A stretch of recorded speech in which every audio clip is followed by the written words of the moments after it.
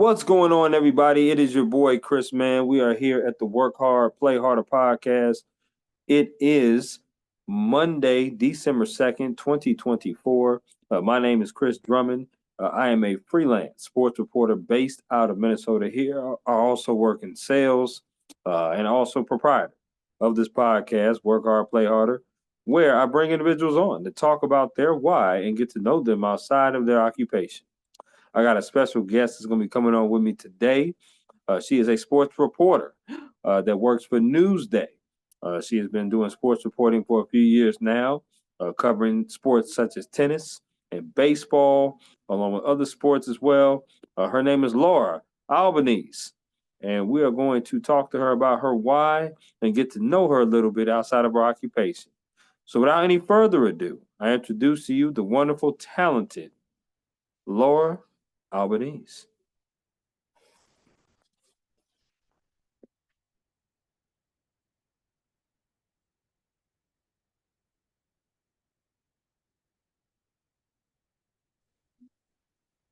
Hello there. How we doing, Laura? Good. How are you doing?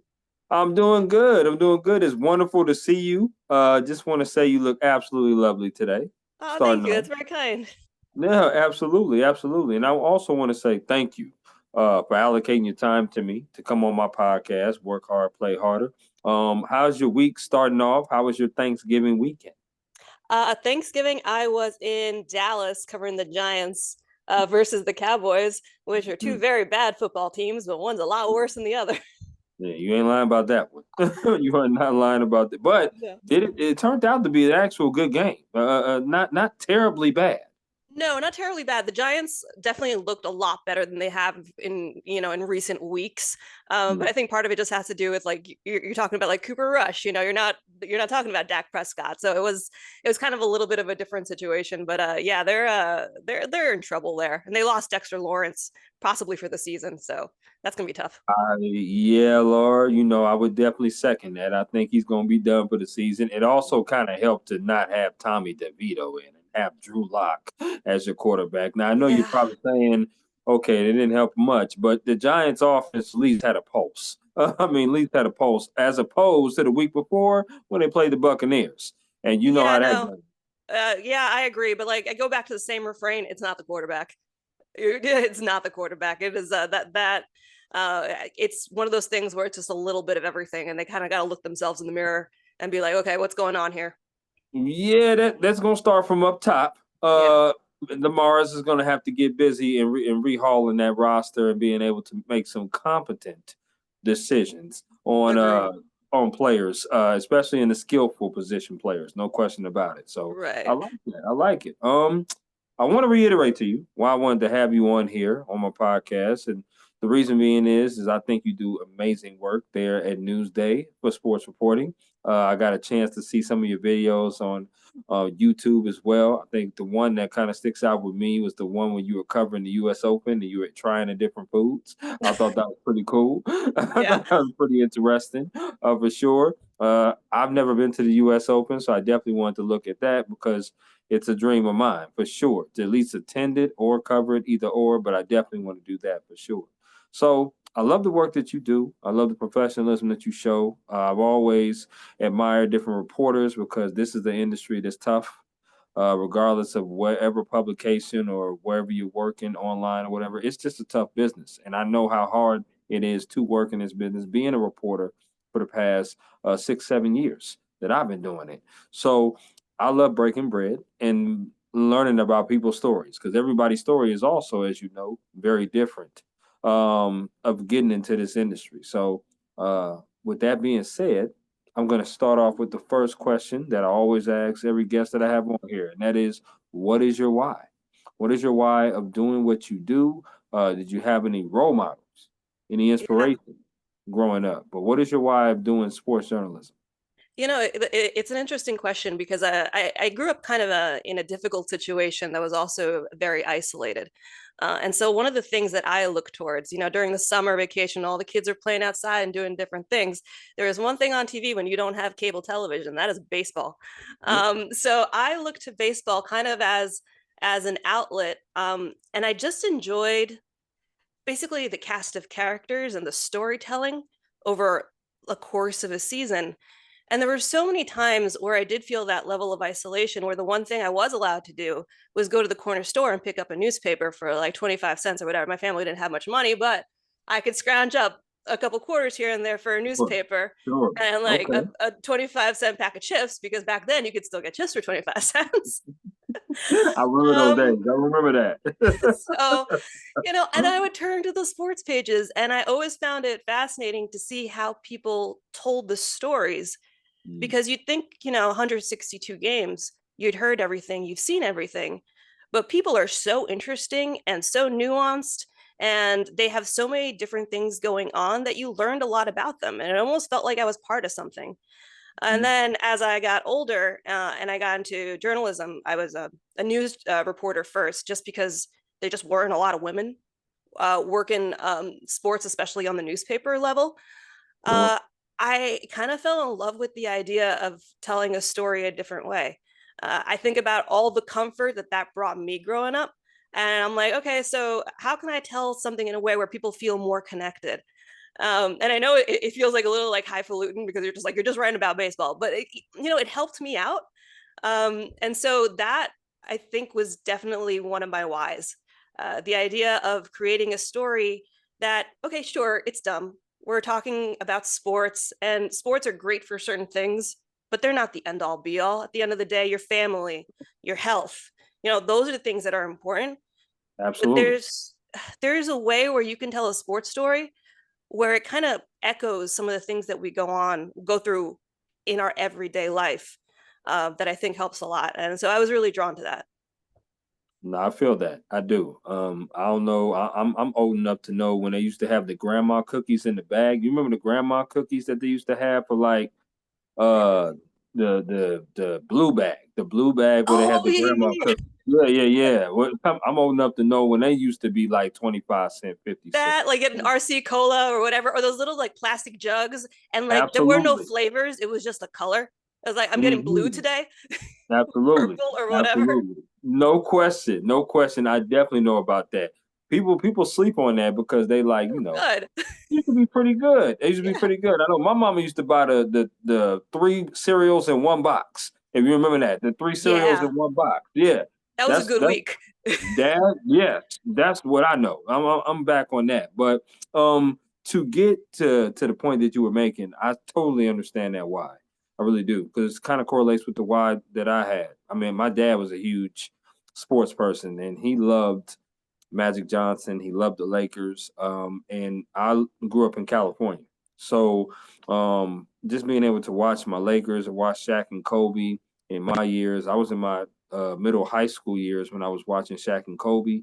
And that made me fall in love with the game. It made me fall in love with sports. But then I realized that you can definitely do a lot more than just watch sports and play sports. There's stories that you can tell. And that was the challenge for me is how can I be a storyteller but not tell the same story as other people? And Yeah. that's the serious challenge. And I can only imagine you being in one of the top markets, if not the top market in New York. There's people running around telling all kinds of stories. So Yeah. to be able to find that could be quite a challenge. Yeah, I think I think it can be. You're not always going to be the best at everything. I had to kind of come to terms with that. You Sure. grow up in a certain pond. Let's say you were really good in school or whatever, and like, oh, I'm a good writer, and then you get to the New York media market, and you're like, I'm going to have good days. I'm going to have Right. not so good days, but you try your Right. best, and you go from there, and try not to beat yourself up too much. And then every once in a while, you get a story that I think makes you feel like, okay, this is worth it. This is good. For sure. For sure. I like that. You went to Brooklyn College, if I'm Yeah. not mistaken. Hmm. Um, Tell me, were there any other schools that could have persuaded you from going to Brooklyn College? Oh, hell no. I was poor like you would not believe. um, I could not afford. We called it the CUNY coupon. So City University of New York, the CUNY coupon. I know I exactly had what the hell you're talking about. Oh my God. I had I could have gotten I had good grades. I was always a super nerd, like super duper nerd. Okay. So I had the good grades to get into places. And I was also a visual arts person, so I was a painter. So I got like a partial scholarship, or like a 3/4 scholarship to a really nice college. But even then, I couldn't afford art school. Mhm. So even with the scholarships. So Wow.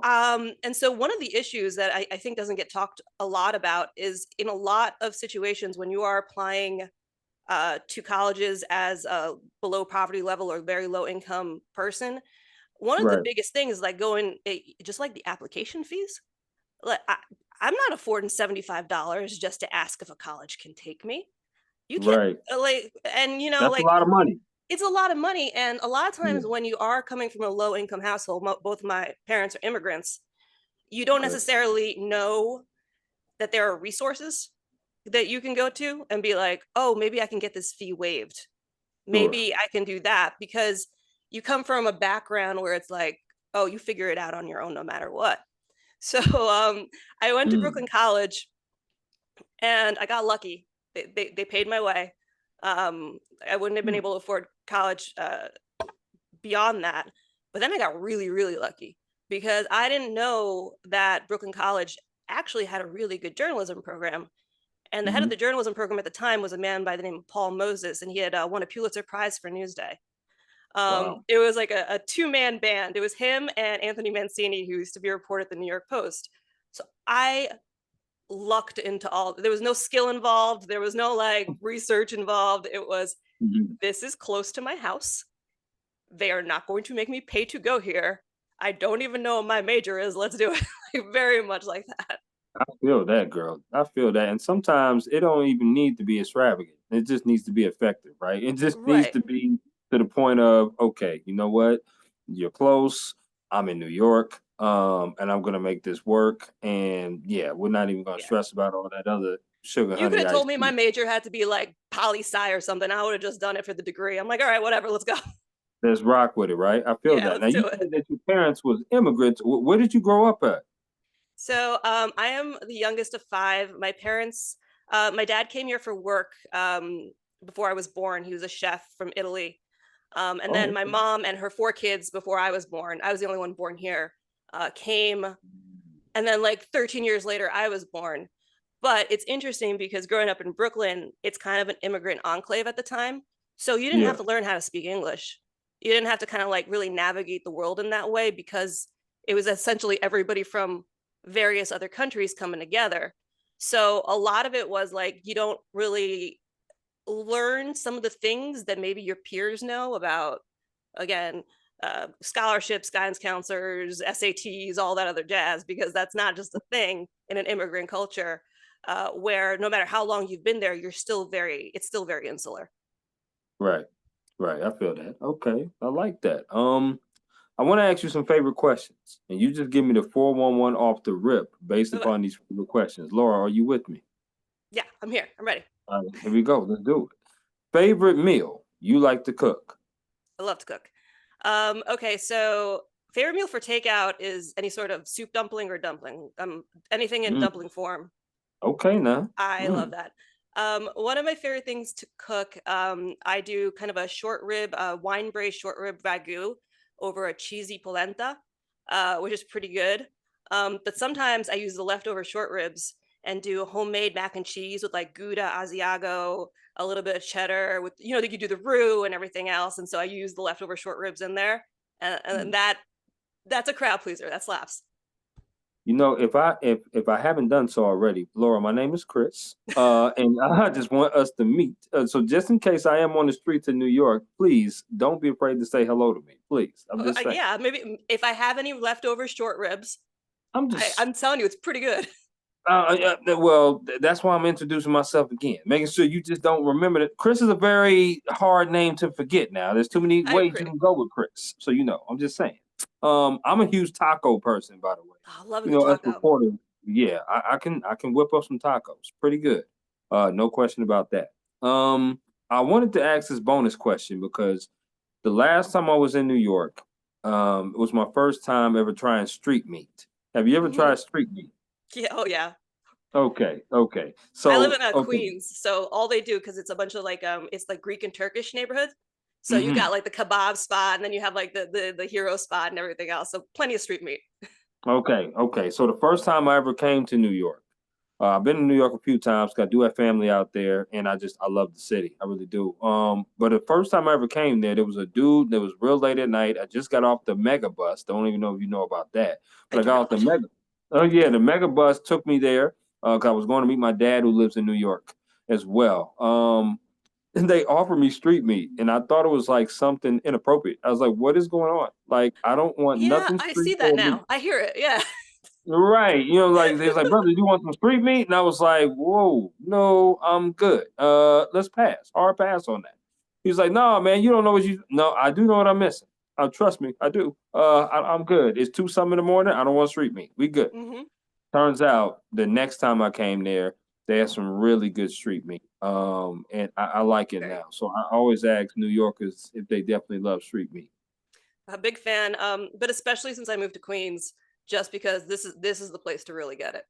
And they Okay. got like the squirt bottles of like the various sauces. Sometimes a little bit of barbecue sauce with the one Ooh, chunk of bread, and it's yeah. just like perfect. So you over in Mets territory. You over where the Mets be at, over in Queens, right? Yeah, well, Yeah, it's yeah. funny, like I'm right in between, like time-wise, like between Yankee Stadium and City Field, but Mhm. this is more of Mets territory. Yeah, because the Bronx is over where the stadium is at, if I'm not mistaken, Yeah, where the but Yankees there's like a play. bridge, like right the RFK bridge, and Yeah, so it's pretty close no matter what. say less. I'm with you on that. Okay, here we Yeah. go. Favorite concert you've ever attended? Favorite concert I've ever attended. Ooh, this was a tough one. I'm kind of all over the place with like my music tastes, but believe it or not, like this is kind of more like the situation rather than like even though I do like the Killers are a great band, but Yeah, great band. my friend really wanted to go to a Killers concert, and he was like, I don't want to go alone, and he's the type who just buys 2 tickets and hopes somebody will show up. And I'm like, all right, fine, fine, fine. So it was a pretty expensive ticket, but he's like, it's at the Beacon Theater, which is super small. It's like a 500-person venue. So I am there, and I'm not quite sure what to expect because it turned out I'd never been to the Beacon, and I'm like Right. basically sitting in like Brandon Flowers' lap, like I'm like staring up at him. I'm like, this is incredible, and everybody knows all the words, and just the vibes were incredible. And I think Mm-hmm. I liked it the most because it wasn't something I planned or like did it. It just Spontaneous. happened. And it was just kind Right. of like one of those fun New York things where just like, yeah, okay, let's go. I feel that. I do. Now is the Beacon over by the Garden? Because that sounds familiar when I was trying to look at like over by where Madison Square Garden is, or It, am I it's off it's it's it's further down south. It's like closer further to the down? village. Yeah. Okay, say Yeah. less. I Oh, I'm got sorry, you. not the Beacon, the Bowery. The Bowery. Duh. Sorry. Oh, okay, okay, Yeah, the yeah. Bowery. Yeah. Okay, yep, you're right. That is further down. Favorite place you've ever traveled to? Favorite place I've ever traveled to. Um, man, I travel a lot. I really this is gonna be such a cop out. Um, I loved I do love going back to Italy. Just because there's this place on up high north on the I hate Cardinal on the west side on the west coast of Italy, which is called Cinque Terre, which is all like these. It's on a cliffside, and it's all these like pastel buildings, and it's gorgeous, and the seafood Mhm. is cheap, and the wine is cheap, and it's incredible. Mm, Then I really liked. I did a Kenyan safari, which was really good, which was just kind of sitting, sleeping in a tent and getting to see like rhinos and getting to see like all these animals that I'd never thought I'd be alive to see. And the third one was probably I liked Agra, seeing the Taj Mahal in India, which was the type of thing where you see the pictures and you yeah. think you know what to expect, Hmm. and then you walk up on it and you're just like, this is nothing like I could have possibly conceived. And the food was incredible. I mean, the Indian food is just like the. I know they say you're not supposed to eat street food in like other countries because you're like, man, the street samosas were fantastic. I feel you on that, Laura. I'm gonna let you have that Indian food, though. I'm gonna let you have that. That's more It's for good. you. But I would definitely take the Italian now. The Italian and the Mexican food. I'm with you. That's top food right there. I I'm do love actually, some good Italian. I love and I love Greek food too. I'm actually planning on doing a trip to Greece next June.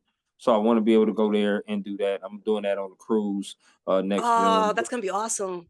Yeah, yeah, I cannot wait for that for sure. And I'm my favorite place is Jamaica. Jamaica is definitely my favorite place. I have never been. My best friend is from there, and he goes back from time to time. And I'm like, one of these days, I'm gonna hitch a Put it ride. on the We're bucket gonna list. go. Put it on the bucket list to go. I'm putting Italy on my bucket list for sure because I've never been there, so I definitely want to go to Italy as well for sure. Okay, Strongly suggest it. It's a beautiful place. Everywhere you go, it's a beautiful place. I feel that. I love it. Okay, well, Laura, we're sports people, so I'm gonna ask you a sports favorite question. Okay. Favorite sport you like to watch on TV? Favorite sport you like to attend in person? Ooh, that's actually tough. I think so because my first love was baseball. I'm kind of like baseball through and through for both. Mhm. Um, Mostly because I kind of like the idea of watching an inning, going to get a snack, kind of doing my own thing and whatever. That being said, I really, really enjoy watching football on TV, more so in person because I hate the cold. And being in a stadium, I really hate the cold. Like I covered high school sports for so long, and it's like I Yeah, got cold covering all these games, and I never got warm again. So I really, if I have to pick, I watch football on TV, baseball in person, and like one of my big, I like trying stadium food, and I feel like baseball stadiums have some really good food options. So that's like they a fun do. thing to do. No question about that. I'm a huge funnel cake person. So Oh yeah. any stadium with funnel cake, you already won my heart. I now have a new respect for people that work in the cold. Because It's hard. it's very hard. It is. And listen, not to say that all of the states here in the US don't have some type of cold, but when you are working in the Northeast or the Midwest in wintertime, I'm in Minnesota right now.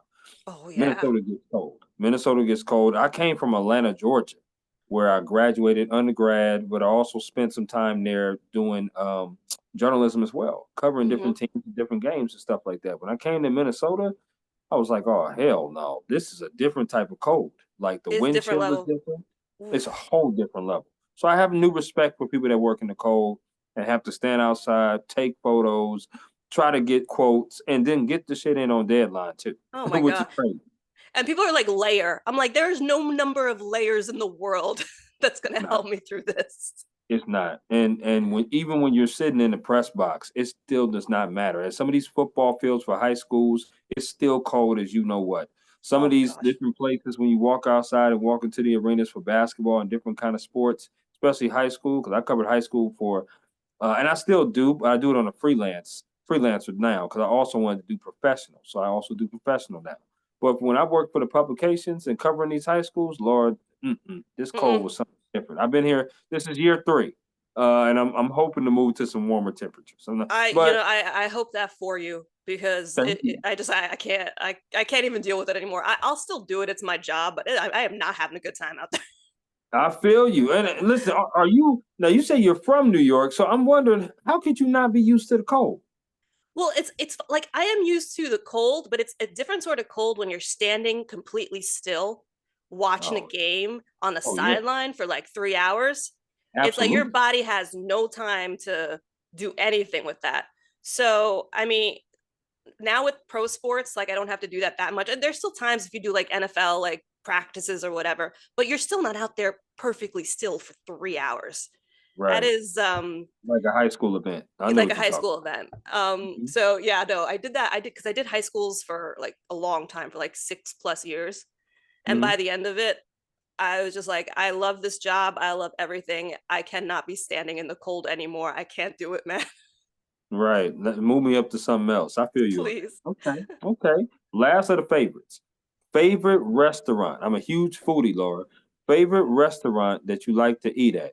And might I tell you before you answer this, the Sugar Shack out there in New York City is underrated. Not underrated, overrated. Yeah, you know what? Overrated. Like it's hard because like I don't really go to a lot of the well-known restaurants just Mhm. because I've been wanting to try Don Angie for forever. I live here and I still haven't like because it's like one of those things where it's like if you're more than one person, you need a reservation. Like to Yep. I'm not gonna do that. Yep. Um I do like if you like fancy, there's this place in Manhattan called Residora, which it does amazing I Italian heard food. about that. I really, Mm. really enjoy that. That's one of those things where yeah, it's a Michelin star, but if you just get like a plate of pop, it's not gonna like blow. You can still be semi affordable for a Michelin star. Not Right. like insane, but semi affordable. Um, Right. there's a few places here in Queens. There's a place called DeWine, which is kind of like French fare, which is really delicious. And I got to give a shout out, even though the guy who makes the pizza passed away. He was like in his 90s. DeFara's Pizzeria in Midwood. This was the type of pizzeria where the dude would literally stick his hand in like the 500-degree oven and like rotated himself because his hands were so calloused. And Wow. the pizza was delicious. So those are, kind of a few, but honestly, it depends on my mood. Like Absolutely. um, and there's a Mm. few places in Flushing, but I'm gonna screw up their names where I just go for soup dumplings. I'm just love those soup dumplings. I I can tell. There's no there's no judgment here. I love me some dumplings, no question. Love me some pizza. I'm a huge pepperoni, meat lovers type of guy, but pepperoni if I chose the topping. I'm a huge mom and pop. Now the times I've been there, Same. like the mom and pop spots, like the Chinese food around the block. Like I love that. I love getting stuff like that because those stores or those restaurants, I should say, those cook better sometimes than the restaurants you going to sit in and do stuff with. So yeah, 100%. I okay, okay, and that kind of breaks my heart too, because like I'll have like this incredible meal and then I'll forget where I went because it was just like, oh, I was passing by and I was like, let me just drop in here. And I didn't right, think at the time, let me write this down. But New York's right, full of those. So I very guess it's much, just a new adventure every time. no doubt. I mean, I plan on going back there. There's something called the On Air Fest that's coming in February. Oh, really? That's gonna be yeah, it's gonna be happening in Brooklyn, New York. And I plan on being there. So best believe, if I have an opportunity to say what's up to you, I would definitely do that. That's for That sure. sounds great. All right, I'm with it. Let's talk about your day to day.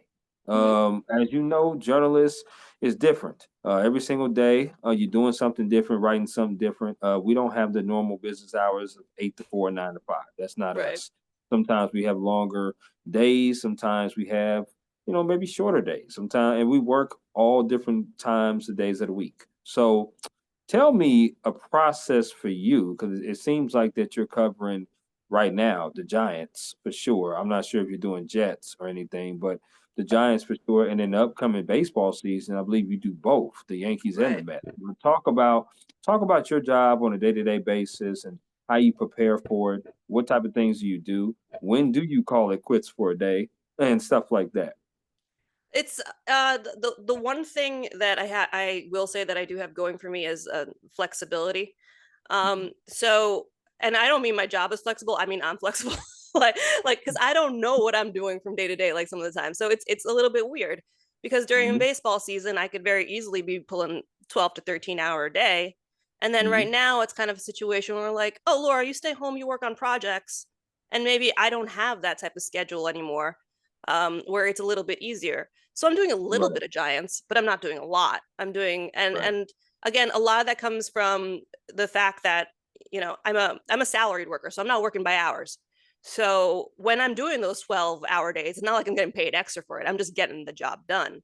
sure. And so when the season is over, out as a courtesy, sometimes they give you kind of a little bit of a lag time because they want your family members to remember what your face looks like, and that's really nice. So so but yeah, for during baseball season, a day to day is let's say for a night game, you wake up, you do a little bit of prep, not too insane because you were just there the night before. So it's not Yep. like you have that much prep to do. And then you get to the ballpark around like 2 o'clock or so. You do pregame, you do your interviews, you do the press conference, you watch batting practice, you write all your early stories, you cover the game, and during the game you write what me and what a running story is, but if people don't know, like the story that's happening, that you Yeah. literally are writing as it happens, because the minute the Yep. game ends, you send it in for the website. Yep. And then after you go down, you interview all the players, and by the time everything's said and done, you write your third or fourth versions or whatever. Yep. You're home Typical around employee. one-ish, Yep. midnight, one-ish, and Yep. then you start the whole thing over the next day. Um, and right now it's a little bit easier, and in a very stupid way harder, where it's kind of like, okay, I have projects I have to work on, so let me focus without the structure of the baseball season. And so I'm trying to do that. I am not a very, what one would call a focused person. So I would have to, I make myself a little list, which is like, this is what you have to finish today, Yep. transcribe this, do that. And Yep. worst comes to absolute worst, when I cannot concentrate at all, I go to a coffee shop, I pay $5 for a latte, I tip another $5, and I stay there for 6 hours and I finish everything up. Because being in a space like that with people around me helps me to Hmm. concentrate. I love that. I do. I've never had, well, fun fact here, Laura, never had coffee. I've never had coffee before. It's kind of overrated. People are telling me that, and I'm like, listen. They say, "What do you normally drink in the morning?" Well, I normally have a glass of maybe apple juice or maybe some water. I mean, I'm just simple stuff. I mean, I don't, not a Starbucks guy. I'm not a Dunkin' guy. If I go to Dunkin', it's definitely not going to be for the coffee. Give me the donut holes. Right. Well, I That's wasn't one either. And then when I was freelancing, I got a job and it was as a barista. So I'm like, I guess I'm gonna learn something, because or else how am I gonna give these people coffee? I like how you called it barista. I like how you called it But that. yeah, it's a That's coffee awesome. slinger. I I'm like, I love that. gotta know what I'm doing here. That's what's up. I love that. No, that's pretty dope. But you said something. I wanted to ask you, has there ever been a time where you had to do both? Say like the Yankees have an afternoon game and then the Mets have a night game. Has there ever been a time that you've ever had to cover two games in one night, in one Only day? for only that's actually interesting. Not for baseball, because the days are too long, so they would overlap. Because pregame actually happens 4.5 hours before first pitch, so there's no way to do that two in a 24-hour span. Ooh, Um, that being said, there's definitely been times where I would say, and it hasn't happened anytime recently, where you would have, let's say, hockey practice in the morning and maybe a baseball game at night. It's super okay. rare because Newsday is unionized, so Yeah, they're very good about the way that they treat their workers, absolutely. compared to other newspapers, which is like kind of a caveat because it is a tough job and there are long days. But I've definitely bounced from thing to thing. I remember once when I was like, it was at the height of Linsanity, and it was just Ooh, like I remember that. I was covering a high school fencing match in the morning, and then I had to, and it was like all the way out in Ward Melville, Long Island, which is, I would say, probably 2 hours away from the city. And then I Hmm. had to hightail it to MSG because I was covering the Knicks game that night. So I'm doing like fencing, which I know nothing about except for like Right. saber, foil, and epee, which is the three swords. And Mm. then going and being like, okay, there's Jeremy Lin, and he's doing historic things right now. So there have been moments, but they're not too common. It can get chaotic though, definitely. Yeah, you knew three more damn things about fencing than I did because I the, certainly didn't know the nothing three, about that. it's really good for crosswords because the word epee has a lot of e's in it, so people always have that as a clue in a crossword. Wow, that is Yeah. awesome. I love that. I appreciate that nugget.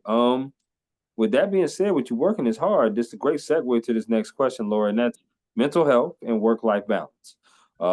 It's now being talked about more and more, which is great. It's amazing that it is. You know, it was looked at as a weakness as I was growing up, Right. to people that didn't want to talk about it, but now it's being talked about. Talk to me about how you keep your mental health strong, but also have that work-life balance. You seem like a wonderful person to be around. I certainly wouldn't mind being around you, that's for sure. But I'm sure you have friends, family, and all kinds of loved ones that love to be around you. But you also work pretty hard too. So tell me, how do you balance that work life, but also keep your mental health strong by not, experiencing burnout, overworked, or underpaid?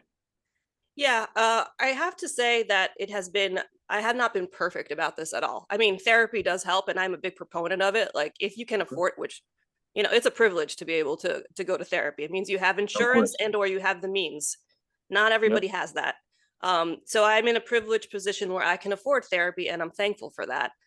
Hmm. Um, and I think a lot of it has to do with, and this is going to sound stupid and trite, but it does help me, trying to enjoy the good moments when they happen. So there have been Okay. times, like let's say during the playoffs, where yeah, I'm burned out, I'm tired, but I have to stop myself, and literally it'll take like 30 seconds and be like, look at where you are right now. You're on the field. You're at Yankee Stadium. Are you tired? Yeah. Is this the World Series though? Yeah. Do you have a roof over your head? Yeah. And so much of it is gratitude. So I think gratitude has helped me um, a lot. And there were times where I wasn't necessarily this grateful because, my career wasn't going the way I wanted to. I was stuck, doing part time work and not knowing where my health insurance was going to come from and not knowing, how I was going to work this out. And that is understandable to be going through a tough time then. And I never want anyone to feel bad to be like, oh man, I feel really sucky because my journalism career isn't working out. You're allowed to be Right. sad. You're allowed to Yes. be upset that you put this work in and you are probably really good at your job and you're not getting the dividends. Right. Um, so I think that has been something, being grateful for what I have, trying not to catastrophize every mistake that I make because we Right. all do that. And very, very slowly, that has allowed me to kind of have a little bit more self-esteem in how I speak to others. I feel like I've always been very respectful towards other people, but coming in, especially as when I started, I was like 19 years old. Coming in as a very young woman in this industry, I was often looked down on, and it's very easy to internalize that. Where you're like, oh, they think that I don't know anything, so I must not know anything. So it took work to find a balance between staying or trying to be humble and also recognizing your worth, which is, I Right. think, something that everybody kind of has to grapple with. In terms of the work life balance part, I had to be okay, especially in my 20s, with saying no to like, hey, we're going out Saturday night and we're staying out till like 1 or 2 a.m. I'm like, I got a game. I gotta, Absolutely. I gotta, and you do end up mourning that sometimes. You do, like, you're looking at Instagram or whatever, and you're like, oh man, this looked really awesome. But Hmm. at the end of the day, I feel like everything is a choice. And I still got to have those times once in a while. I just Right. wasn't having them every weekend. And Right. that's kind of like the trade-off that you have to make. Um, and I was really lucky. Like, I try to stay in contact with my friends as much as possible and engage with them as much as possible. And they have always been, really welcoming of the idea that, okay, her job is a little bit weird and it's a little bit tough, but I think it's super important, no matter how bad your job is or how busy you are, to show up for people when they need you, because that's what they're going to remember. They're not going to Right. remember that you didn't go, clubbing one night or whatever. They're going to remember the time their grandma died and you came to the funeral. I feel that. And I love that answer. You gave great answers all conversation long, and I'm sure you're gonna keep it going. But I really, really do love that answer. It's a question worth asking, Laura. It really is about mental health and work life balance. I feel that sometimes people have a perception, and sometimes it's a misperception of what this business is. And the reason why I ask the question is because, especially people who graduate, they see you, they see your byline, they see you on the TV, or they see somebody on TV, and they think that is very glamorous and glitz and It um is not. yeah, right, right, and we know that. We know Yeah. it's not that glitz and glam, and we know it's not like, oh my gosh, I want to just be famous because somebody's on TV talking about news or sports or whatever kind of genre. And that's the reason why I like asking this question, is because people need to know that this is an industry that is fulfilling. It's one of the best to be in, but you also have to be in it for the right reasons. Agreed. Yeah. These are times where, like you said, you're gonna have to sacrifice. You When you mention that stuff, I remember going to the bar. I love to turn up. I told you my podcast is called "Work Hard, Play Harder" for a reason, Right. because that's what I like to do. But there have been times where my sports editor has called me and said, "Hey, can you go cover this game? I just had a call out." Or, "Hey, can you do this? Can you do that?" And I haven't even begun to get the party started, but I had to leave.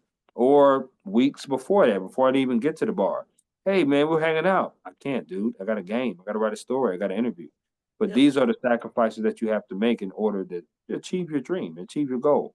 So when you're talking about that, I'm shaking my head because I know exactly what the hell you're talking about. But only people that's in these shoes can understand what we're talking about. And sometimes it's hard for people on the outside to understand a journalistic life. They can empathize. They can certainly be day ones with Sure. you, but it's just tough. It's tough for them to do that. But this is a great segue again, because now I want to ask you about advice, right? Because I normally like to give advice to my young boys and young girls. I'm in my 30s now, so I'm trying to give advice back to people who are in high school and early college about journalism, because I get asked questions a lot. What is some advice that you would give to someone that wants to join this industry, that may be an intern, a postgraduate, or somebody that might be a little seasoned and just curious that wants to join into this industry like us? I think it goes back to your first question that you asked me, is like, what is your why? Like, Mhm. what are you doing? Like, I didn't do this because I wanted to get famous. Right. I People don't get famous generally doing this. And I think there's this misperception that, oh, I'm going to become a sports reporter and I'm going to be on ESPN and whatever. That's not that. Some people can really enjoy that. But in my experience, from what I've seen from others, it can often feel hollow when you base your entire why on other people's perception of what your life might be. Because you Without could be question. on ESPN and you can come home to an absolutely terrible life. There's sure money. Look, I came, like I said, I didn't come from a lot of money. Money does not buy happiness, but it makes life easier. But it's only up to a certain point, you know? Right. You want enough to live, but a certain amount of money isn't going to help you find happiness. It's not going to help you find joy. So unless this is a thing, and also as an aside, this is not a good industry if you want to become rich. That's not going to happen most of the time. You can you can make a living, but you're most likely not going to become rich. So unless your why has something to do with, all right, this brings me joy, I find value in this on a day-to-day level, I genuinely don't think it's worth it. It is not an easy life. It's not a bad life by any stretch of the imagination, but it's not something that you're just going to do because it's just going to, like, oh, they are, and there's absolutely no knock against this because financial security is important. There are people who choose careers based on, hey, this is going to make me financially comfortable. Is it like my dream? No, but it's fine. And Right. that's totally, totally fine. Journalism is not Sure. that job. It just not, It ain't. it is not that job. You're Um, right. so absolutely it has to be more than the money. It certainly has to be more than fame, because that's almost definitely not going to happen. And once you have that in place and you kind of have your values in place, I think everything else becomes easier, because suddenly okay, I'm willing to sacrifice for this job, but Mhm. only to this extent. So I'm going to sacrifice. Yeah, I'm not going to be going out to the bars every night or whatever. That's a fine sacrifice. But there's going Mhm. to be a time where it's like, I'm not going to sacrifice my mental health completely for this.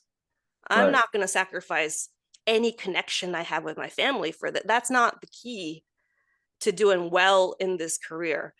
Mhm. So doing that, and I also think when you approach it that way, it helps you do your job better, because we're in the business of telling people stories, and people can tell when you're fake. I mean, not all of them, because some people are dumb, let's be real, or they're fake themselves.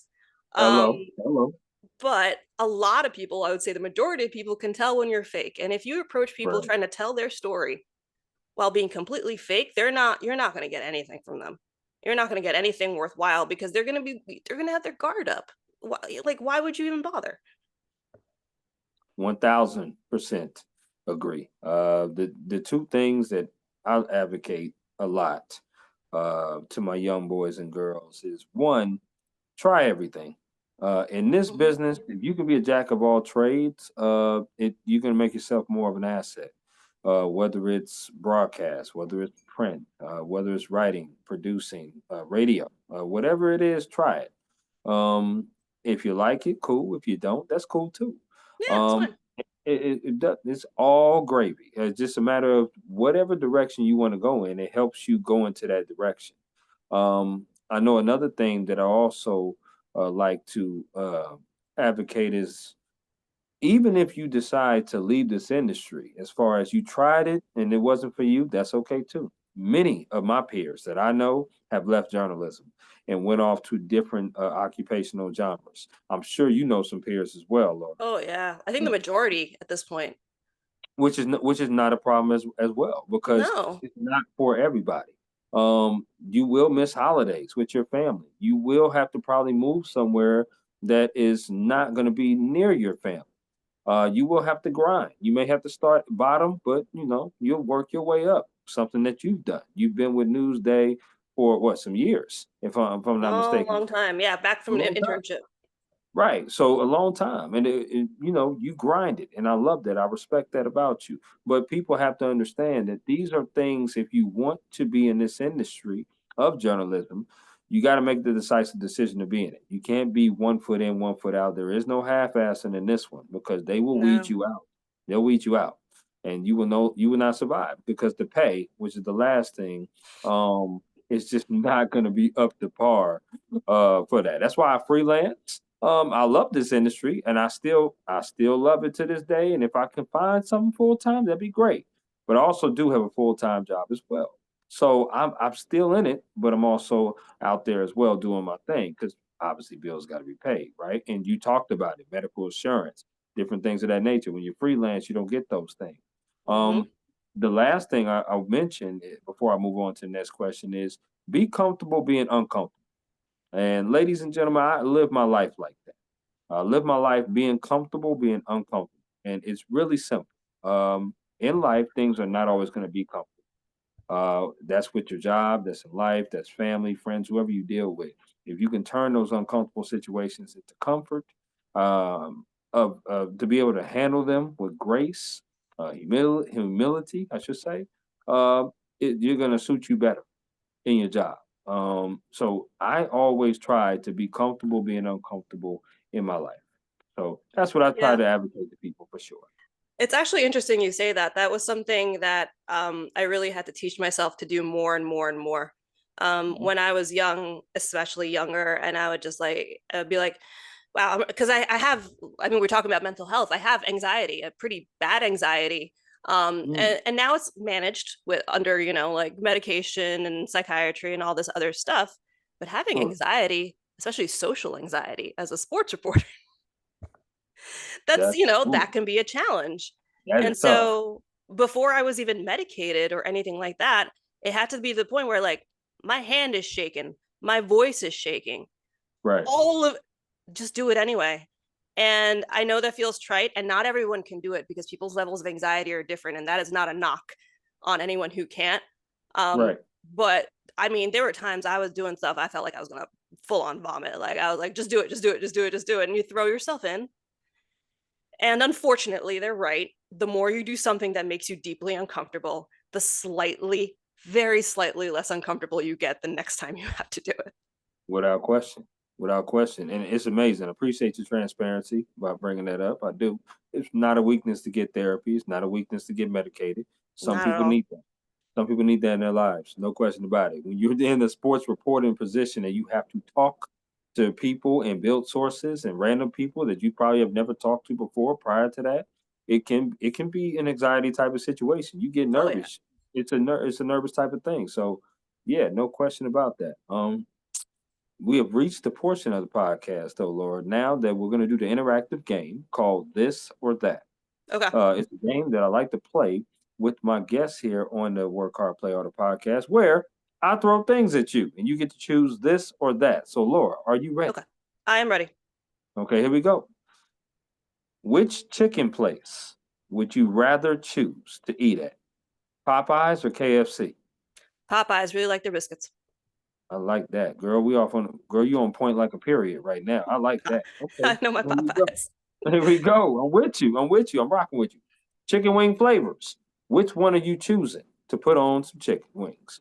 Barbecue Oh, or lemon pepper? ooh. See, because I'm a spicy girl, so I like anything hot and spicy buffalo. But if I guess I Mhm. had to choose, I'm gonna go barbecue because that's closest. See, I didn't want to ask you the obvious one, which is buffalo, because I'm buffalo too. But I wanted to kind of throw it off a little bit, so that's what I wanted to do. But do you like your wings wet or dry? I like my wings a little bit on the wetter side, but that's and you want I'm gonna go straight to jail for this one. because a lot of times I eat them with a knife and fork, and I am so sorry. But if I'm eating it with my hands, I don't mind a little bit drier. I really don't Well, like when I get my hands all messy. I know, I know. yeah, that's a little different. I ain't gonna lie. No, I have heard it all. You can make fun of me. Yeah. Well, listen. Prior to this, let me ask you this: do you like your wings bone in or boneless? Okay, so I like them bone in like the flats, but I'm not gonna throw away. I'm not gonna throw away boneless. Like they're all good. It's wings. So hold on. You eat a fork with a bone in wing? Uh huh. I know. I've tried to get better. I have very slowly tried to like expose myself to eating things with my hands a little bit more. My dad was a chef and he would get really mad when we eat stuff with our hands. So I had to retrain myself. I feel that. I feel it. But some foods are just finger foods. I mean, I some agree. foods are just that. And no judgment here. But what the hell? What the hell? I'm A I'm bone trying to in better wing with a myself fork? slowly. Okay. Listen. Well, we gotta take baby steps, right? We gotta crawl before we can walk. So I Yeah. get that. All Yeah, right. so Here we go. yeah, no, I'm out here eating flats with a knife and fork. I am so sorry, everybody. Yeah.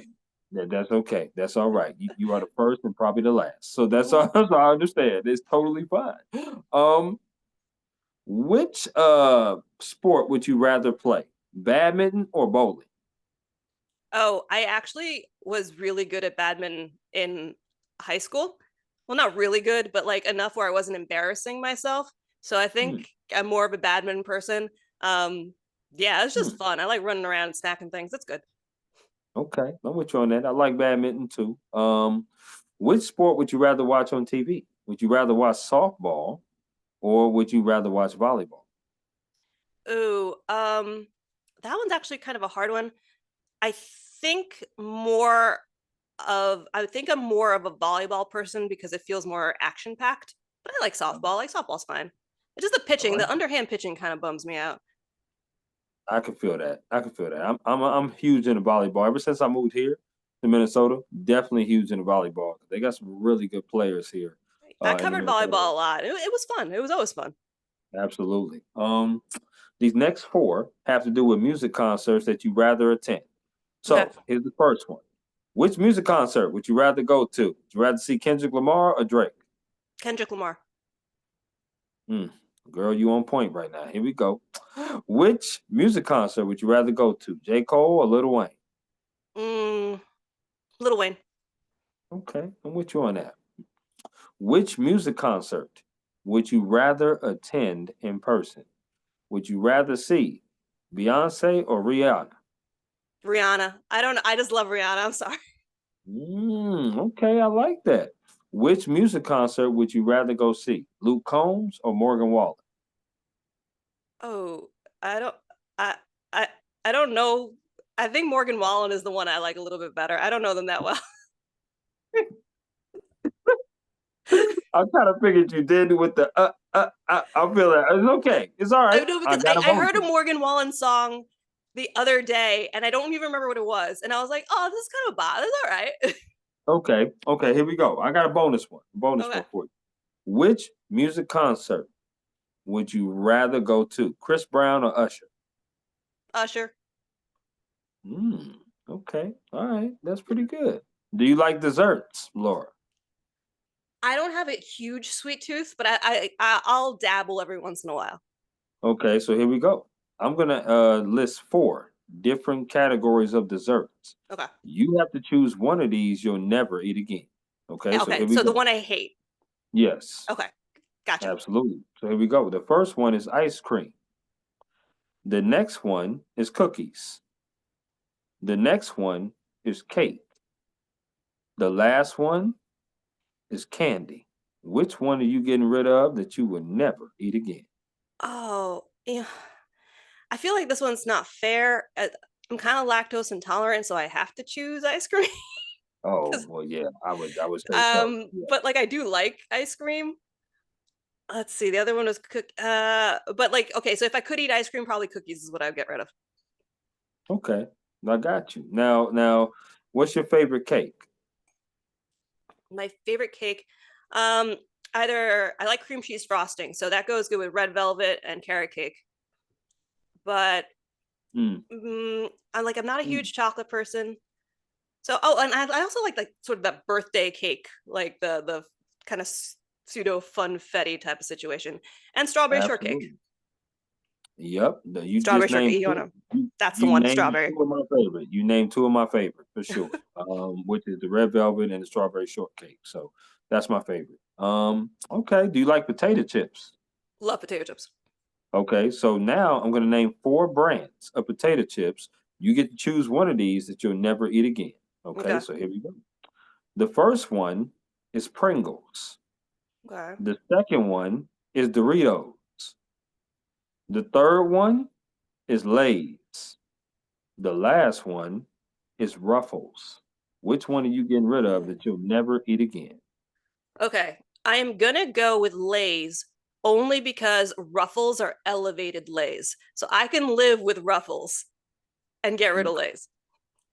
I've never heard it explained like that before. Elevated Lay's. I like that. Yeah, they're just kind of like Lay's with bridges.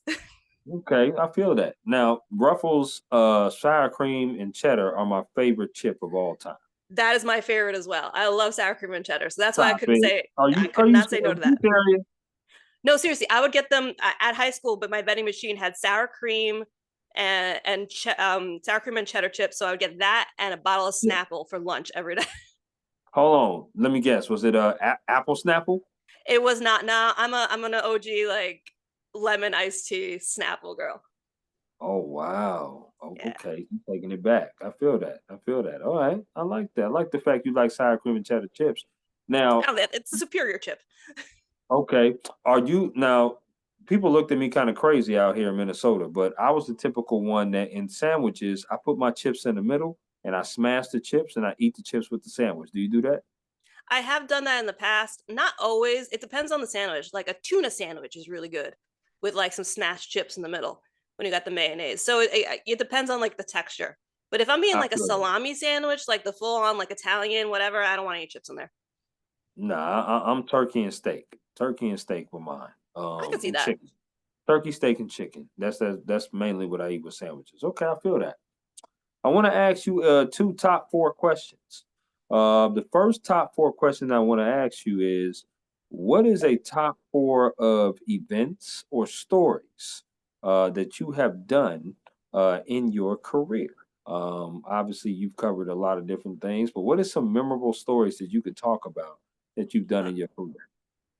So I gotta say, 2015 World Series was my first World Series. So the Mets, um, it was a situation where like Matt Harvey pitched 8 innings and then they had him come out and it was like this incredible moment and then it kind of like, didn't go all that well. Yeah, And it's actually two Mets stories because 2024 Mets playoffs, um, the them whole beating the comeback, Phillies was really good. That was an that upset. entire run. Hmm. Serena Williams' last stand at the US Open was incredible, kind of just saying goodbye to a legend. Wow. That was so, so cool. Um, and then, oh, man, I've been to some really cool events. But I have to say, there was this one feature story I did. Susan Waldman is the Yankees broadcaster for WFAN. And she's like Okay. one of the people who's just like one of the first women in the industry ever. She's in her 70s now. Yeah. And I had just, it was like, hey, can we do a story just about like your career? And she had never really opened up about some of the horrific things that she had gone through. And even Hmm. though that was a really hard story to write, I think she deserved to have that story told. Anyone could have told it. I am really, really grateful that she let me do it. And Yeah. I think it kind of let people see what she had to go through and what women had to go through to even get as far as they did. So I think Wow. those are my four. No, that's amazing. Amazing that it's always those feature stories that definitely leave a lasting impact Yeah. on to read that for sure. But wow, look at that Serena Williams to be able to cover her last match. That had to be amazing. It was such an honor because I mean, I don't cover a lot of tennis. I like it, but I'm not like, a person who's super, super dialed. But everybody knows Serena. Everybody knows her legacy. Yeah. And being there for that, um, yeah, it's one of those things. Again, I go back to like gratitude. You're like, this is an honor. Like Right. like having the ability to write this story about this incredible Absolutely. human being. I didn't earn this, but thank you. Like, Yeah, right. No doubt. And listen, how many people can say that they've done that? You just named yeah, 4 stories covering the World Series. I mean, that's the World Series in 2015 for the Mets. You just did the World Series for the Yankees. There's 2 World Series right there. Um, it's special. it's special, right? But it's Yeah. also a testament to your hard work, Laura, and what you're doing, right? Because if anybody would be able to do it, they would do it. There's a reason why you've been doing it for as long as you have, not just for the love and passion, but your hard work as well. So you definitely deserve your roses and your flowers, no question I, about it. I appreciate that, but I do not discount the honor. I know it's a privilege. I really, really, really do. That's awesome. I love it. But next top four that I have is now we talked about top four that you did. Now I would like to have a top four of your bucket list of events that you would like to cover in the future in your career that you just haven't gotten to yet. Okay. So this one's unlikely, but you never know. I would like to cover an Olympics, because I think that would be just fun, like an incredible, because there's so many different athletes, like the stories Of that you could course. tell. Yes, Um, World Cup is coming in 2026. it I think is. that would be absolutely incredible. I have never covered, because I did the Liberty Championship parade, but I didn't cover the actual game. So I've never covered a New York team winning like either like a Super Bowl or a World Series or WNBA or championship. So one of those. And then I would really enjoy the ability to write. I've done a little bit about it, but it can be difficult to build these relationships. Write Sure. a lot more about athletes and mental health. Okay. So there are just like, a few situations where you kind of just have to see, you never want to push anyone, but kind of be able to delve a little bit more into what leagues can do about helping athletes who are under the spotlight, who have so much pressure to do as much as they do, but unfortunately don't, people think they have all these resources. They don't necessarily do because there's still a stigma attached to it. So I'd like to write Right. more about that. That's amazing. It really is. Because your four bucket list things really coincide with mine, especially the Olympics, with it being in my hometown state, pretty much in California in 28. That'd be Um, cool. that would be amazing. I would do an NBA Finals. No question about that. Huge into basketball. I would do a national championship, either basketball or football game for college, That which would be really cool. Yeah. I am hoping I can get to Atlanta. That'd be great because that's where the national championship game is this year. And then last but not least, definitely would love to do a World Series. There's just nothing. Hopefully, Padres are in it. Wink, wink. But if not, that'd be great. That'd be awesome. It's fun. It's a lot, like the champagne celebration in the locker room. It's cool. I can It's cool. imagine that. I can imagine that for sure. Let's talk a little bit Mets and Yankees. A little bit. We don't have to get into a whole lot. It is the off season for them, but the Mets had a great run. They upsetted the Phillies, who pretty much it was a bad matchup for Philadelphia going up It against was those. not, yeah. It was not a good matchup for them. And then the Yankees getting all the way to the World Series. I mean, the questions obviously for the Yankees is, will Soto come back? That's the huge question. Is Juan Soto coming back? He's 26 years old. He's really not fully in his prime yet. They're talking about $600 million contracts. I've heard reports out there like that, but I've also heard that Toronto is prepared to offer that as well. With the Mets, Peter Alonso is Alonso returning to the Mets? We don't know whether he's coming. We have Alex Bregman for Houston. Is he going to leave the AL? Willie Adams in Milwaukee. Is he going to leave Milwaukee? We have some big names on the Yeah, free no, agent list. it's a big year.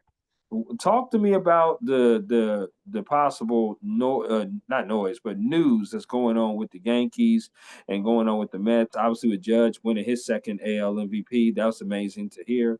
But Lindor had a hell of a year with the Mets as well. So talk about those two teams and the trajectory of uh, of those two.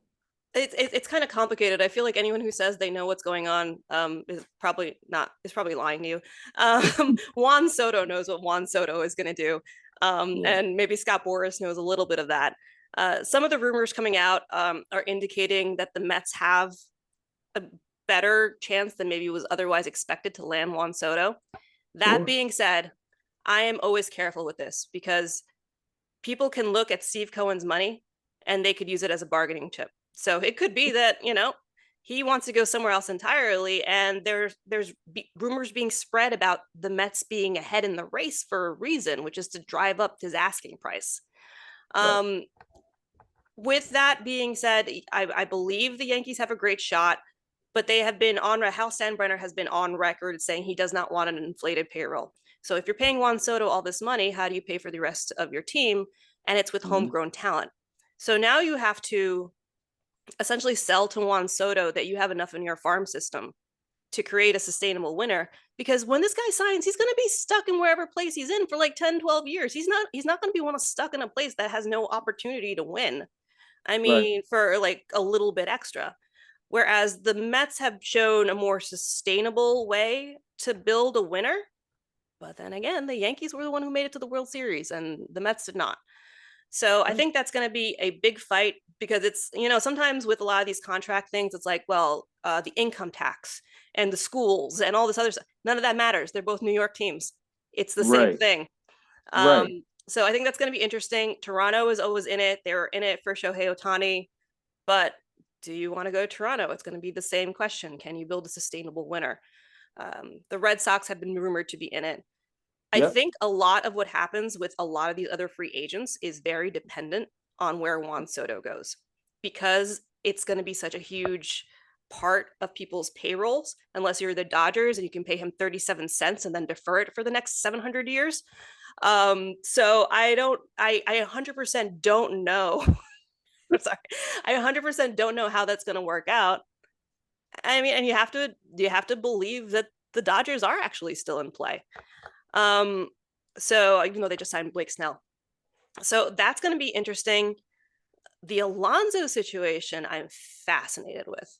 I Yeah. honestly don't know where Me that's too. going to go, because everybody who roots for the Mets, when he hit that home run against the Brewers, they were like, oh, suddenly they were like, it went from like, who cares if we bring him back, to the Mets have to bring him back. Like, he is Right. We got to keep him.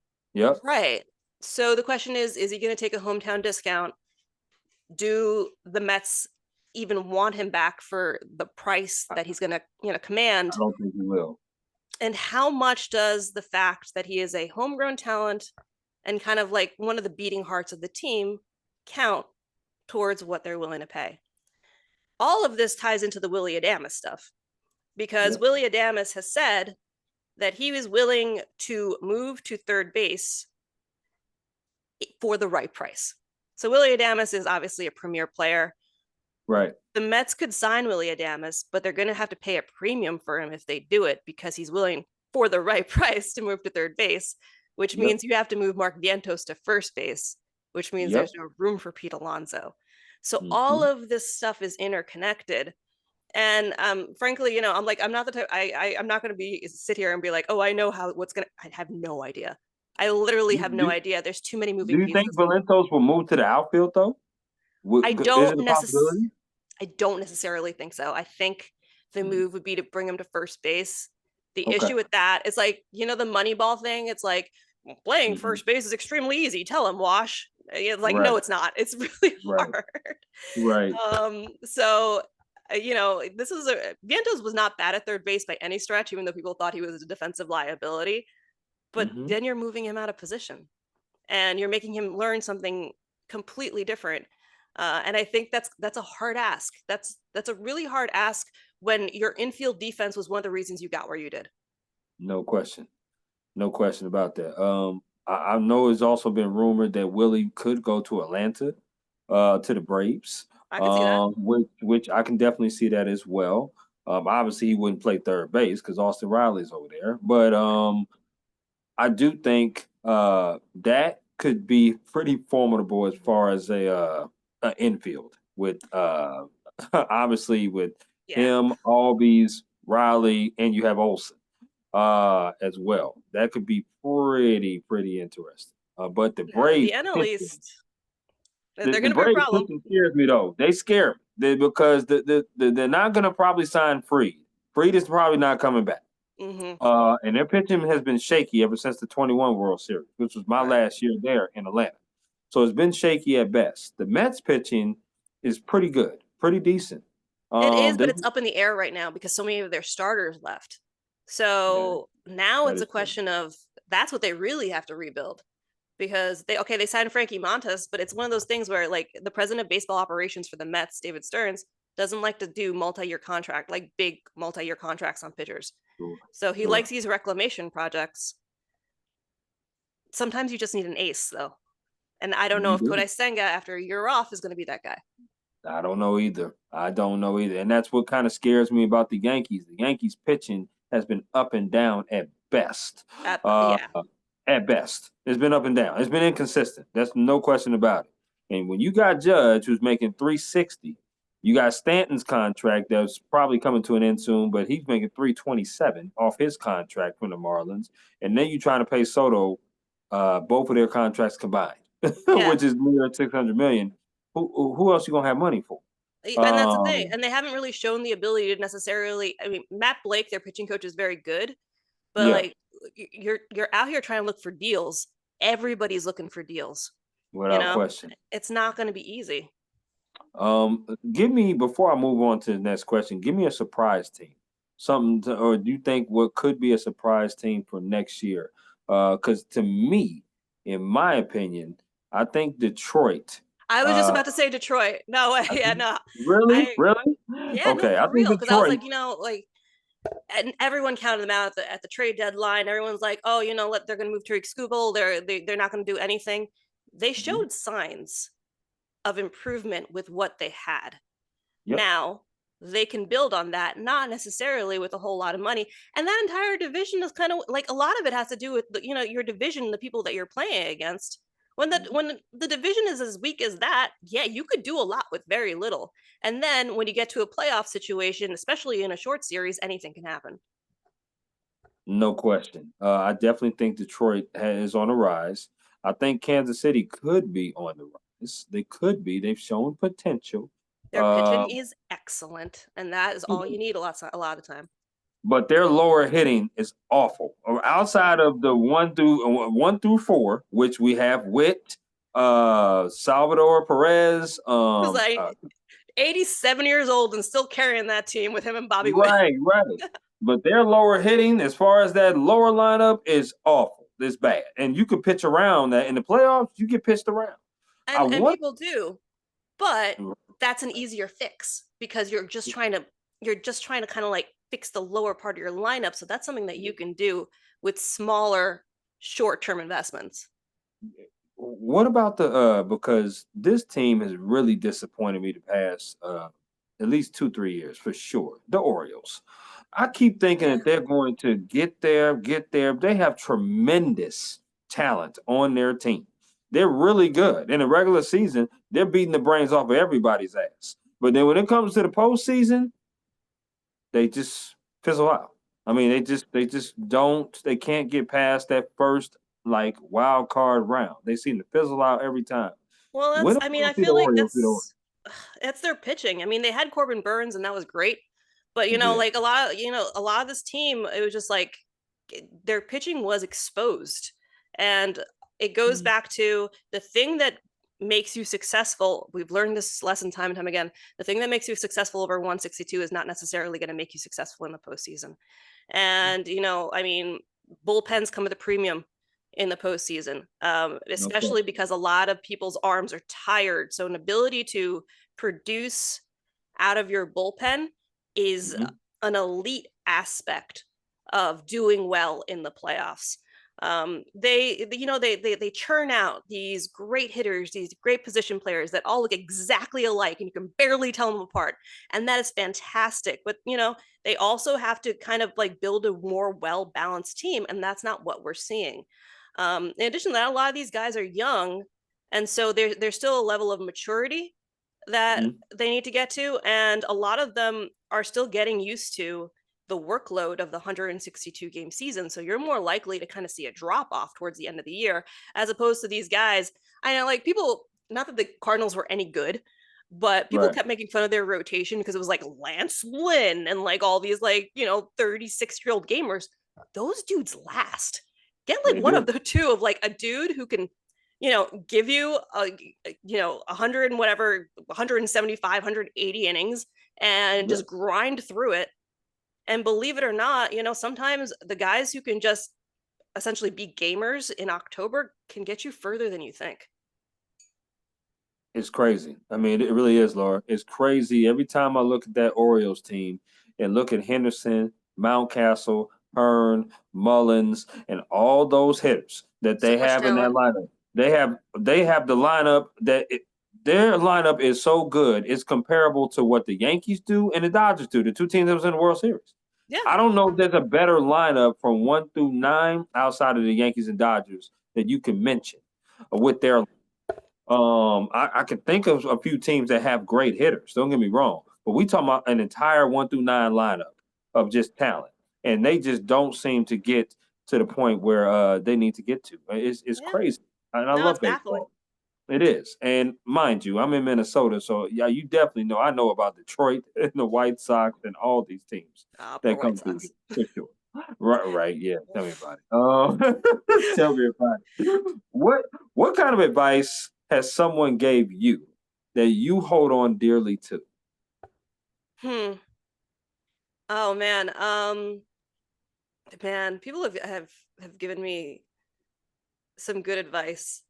It was I don't know, I'm trying to think about the stuff I could say out loud because some of it's just like not appropriate. But it does help you when you're dealing in an all male field. Um, I think some of it, actually, one of it came from an old timer, an old baseball guy. Kind of like he was a manager. He's kind of on the elderly side, and you expect them to be kind of like not not to be mean about it, but you sometimes don't expect to be accepted by the old guard in Okay. baseball just because that's what you've been taught from a long time, that you got these guys who are like, oh, we don't want women here or whatever. Hmm. And he just took me aside and he said, never let anyone think that you are less than you are, because you are Sure. working just as hard, if not harder. You're asking good questions. And it was essentially like, do not let imposter syndrome overtake you. And I think one of the issues was that he was a much older man. We're talking Hmm. like a grandfather type. And like, he'd see me sometimes come in with like my shoulders hunched and my head down a little bit much. And he was just like, no, no, no, no, none of that. Um, so it boiled down to be confident in the work you put in. Hmm. Um, and the work doesn't care about your age or your gender. It doesn't care about your social class. It doesn't care what college you went to. It doesn't care about your race. The work, is it fair? Is your work going to be valued the same as somebody who looks different from you? No, not necessarily. But if you put in the work, a lot of the times you can get something out of it that's useful. And people who work with you in good faith, hopefully, hopefully will notice. Um, so, it was one of those things where, is life fair? No, but at least value your work and value your ability to figure things out. And don't put yourself down before other people do it for you. Because like I would go in self-defeated before anyone would even say anything. I mean, that's not True. gonna help anything. Right. No, I love that advice. I do. Just to touch upon a couple points that you made.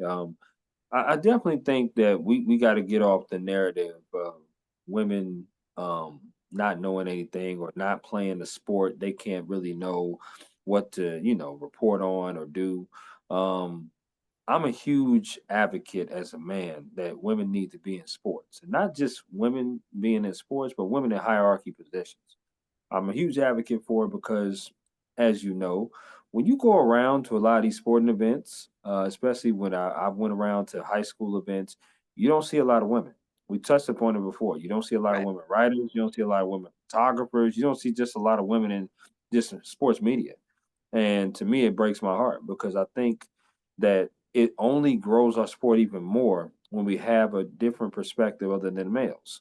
I love seeing men doing what we do, but we need to have more women doing it because there's so many talented women out here that love the game just like men do.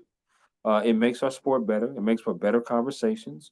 And it just drives the sport up even more. At the end of the day, we all want attention for the things that we write. We want people to pay attention to our stuff. And if we have people that pay attention to our stuff, it benefits us even more, especially in Yeah. publication, where publications are, they say, a dying breed. Right? So they're Yeah. saying those type of things, right? So I love that. I also love the fact that you said what you said, and that's as far as being confident and don't let nobody take that away from you. Pretty much is what you're saying, and that's to me. I always say that you got to think that you are the ish a little bit. You got to have certain kind of like Just a aura little. about you. Yeah, just Just a a little. little. Why not? Just a little. Not too cocky, not too confident, but like, yo, I belong. I belong Yeah. here, and I know my worth. I work hard. That's all it is. And It's just hard work. I'm not better than you. I just work. That's it. right. Right. And you belong. You belong here because this is what you love to do. And you've proven it because people have solidified that by giving you an opportunity. And you've just taken that opportunity and done the hard work. So I love that. I love what you said about that. It's great advice. We're getting almost to the end of the podcast episode, Laura. So now what we're gonna do is some rapid fire. Okay. Okay. So the first thing that comes to your mind, you just blurt it out. So here we go. Okay. Burgers or tacos? Tacos. Pancakes or waffles? Pancakes. Chicken or ribs? Chicken. Ribs. What am I talking about? Ribs. I know you just said beef ribs earlier. This I'm Yeah. like, oh, okay, here we go. Favorite color? Red. Okay. Favorite alcoholic drink? Ooh. Something called a rusty nail. A what? It's called a rusty nail. It's an old man drink. That's what every bartender in the world tells me. It is scotch and malted scotch called Drambuie with a lemon twist with a large ice cube. My brother used to drink them, and I enjoy them. So rusty nail. Okay. I love it. Rusty nail. Okay, I'm gonna have to give me one of those. I never tried that. If you had three people to take with you on a vacation, plus one, so the total of four, where would you go and who would you take? Okay, so are we talking like people I know, or are we talking like famous people, or like what are we doing? It could be either or. It's your world. I'm just living it. Okay, so if I could go absolutely anywhere, I've been to a lot of places, which I know sounds like jerkish, but like I love to travel. So I want to go somewhere I've never been before. Yeah. I would do Ireland Okay. with my my three best friends. My three really close friends. I think would be a lot of fun. Two of them are just like moms, so they don't get to like do stuff and too much or travel too much without the rest of their family. So it would just be fun to be like 20 again, and where you don't have the responsibilities. Sure, absolutely. And I'm not gonna put you on the spot by naming your friends because we don't want to leave nobody out. So we good. Exactly. No, please. I, I feel you on that. We good. Okay. If you had three artists or three songs to listen to on repeat and never get tired of listening to them, who would those three artists or three songs be? Okay. Oh man. Here I go again on my own by Kansas. Don't ask me why. Hmm. Um, In the Air Tonight by Genesis, because I like Phil Collins. Believe it or not. Man, and the third one, oh, I'm wearing a third eye blind tee. Oh, shoot. I'm gonna do a 3A and 3B. I'm gonna do Semi Charmed Life by Third Eye Blind and Iris by Goo Goo Dolls. So there you go. Wow. Wow, you just named three really good songs that I love. I love, and that's Iris by Google Dolls. Also like Smile by them. Very good. Semi Charm Life, Third Eye Blind. I mean, that's a classic. Who doesn't know that one? And then obviously In the Air Tonight. Phil Collins is my top five. He's The on drum. top five. I was once at a sporting event where they cut it off right before the drum roll, and I almost lost my mind. I'm like, what? No, no, What the hell? Like, come come on. on. There's certain songs that you don't do that, and that's one of them. In the Air Tonight is one. Phil Collins, Give Me One More Night, Susudio, Oh, Home. so I can good. go I can go on and on with him. because he's top five my favorite singer. No question He's about it. so good. I finally I saw Genesis in concert a couple of years ago, and I think it's one of his last concerts because he's sickly. So he was It able to was. sing a little bit, but his son was playing the drums, and it was still really cool. I love it. I love it. Okay. Favorite board game. Favorite board game? Ooh, I don't know. Probably. Oh man, I like Cards Against Humanity. I don't know if that counts as a board game. Yeah, we can Um, do that. We can oh, do that. but growing, I like Life. Life was fun.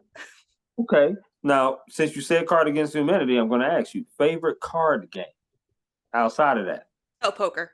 I just like playing poker. Oh, okay. Okay. So you pretty good? Pretty good at poker? I wouldn't say I'm pretty good. I'm a good bluffer. I'll give it that. Which I is got you. funny because I can't lie for my life. But for some reason, put it in a game format and suddenly I can bluff. So who knew? I feel it. Okay. Spades or dominoes? Dominoes. I like that. If they said, hey, Laura, you only can cover one of these sports for the rest of your career, which sport would it be? Would it be football, basketball, or would it be tennis? Ooh, that's hard. I think I, I think I'd go with tennis just because Mm, I, I, I like, I like the other two sports a lot. The travel with basketball is tough mhm. because you're like jumping back and forth. But tennis is interesting because a lot of the athletes are kind of outspoken, and I think that lends to good stories. Absolutely, it does. No question. I love tennis to the core.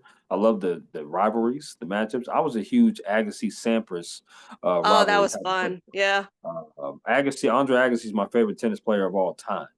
No question. My second is Rafael Nadal, who just stepped away. Oh, yeah. Oh, well. So, absolutely, no question. This has been a pretty dope conversation, Laura.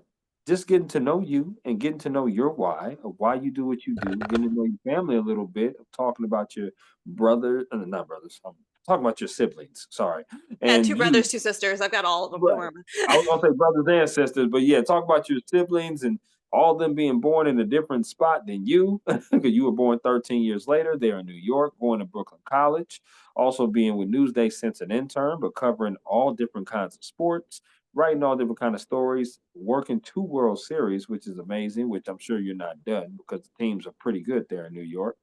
Pretty good. It's just been an absolute pleasure to really talk to you and get to know you and your wife. I think you're amazing. But that goes without saying. I think anybody that's met you and has read your stuff will say the same thing. I appreciate it. This was a lot of fun. I appreciate it a lot. No doubt, as I always do at the end of my podcast, the question I ask is there anything else that you would like to add about yourself, your job, or anything at all before we conclude? Man, I think I've literally said everything, so I think I'm good. No question. We definitely had a great conversation. Listen, I would definitely be there in New York in a very soon future. So I would definitely say what's up to you for sure. I want you to take care and enjoy the rest of your Monday evening. And once again, Laura, thank you so much for coming on my podcast. Of course. Thank you so much for having me. Have a good one. You too. Bye.